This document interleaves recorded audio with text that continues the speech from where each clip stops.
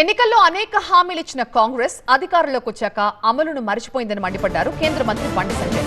అప్పుల పాలైన తెలంగాణలో మరికొన్ని రోజులు పోతే జీతాలు కూడా ఇచ్చే పరిస్థితి ఉండదంటున్నారు.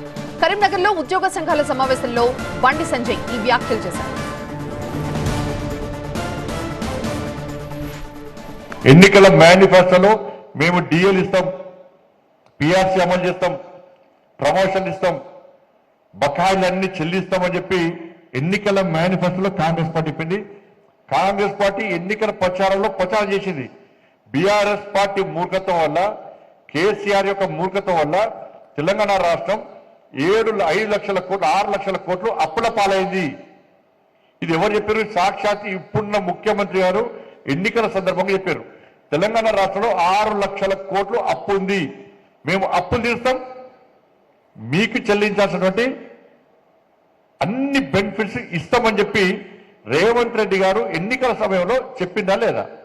మేనిఫెస్టోలో పెట్టినా లేదా? అప్పులున్న విషయం చెప్పారు, అప్పుడు తీరుస్తామన్నారు, మీకు రావాల్సిన బెనిఫిట్ ఇస్తామన్నారు. ఇవాళ మళ్ళీ ఏమంటున్నారు?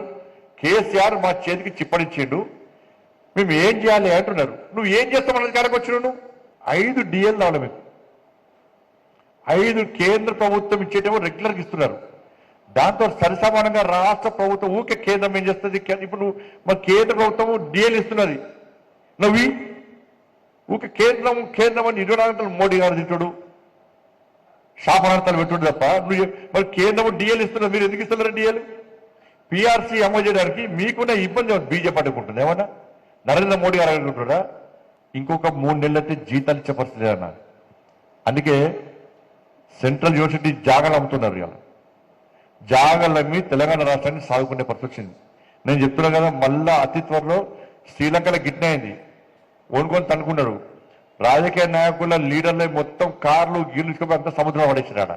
ఈడకంటే అవుతుంది. ఈడ కాంగ్రెస్ లో కార్లు జీవులు అన్ని ఇసుకొని సముద్రానికి ట్యాంక్ వల్ల పడేస్తారు. గ్యారెంటీ చెప్తుంది.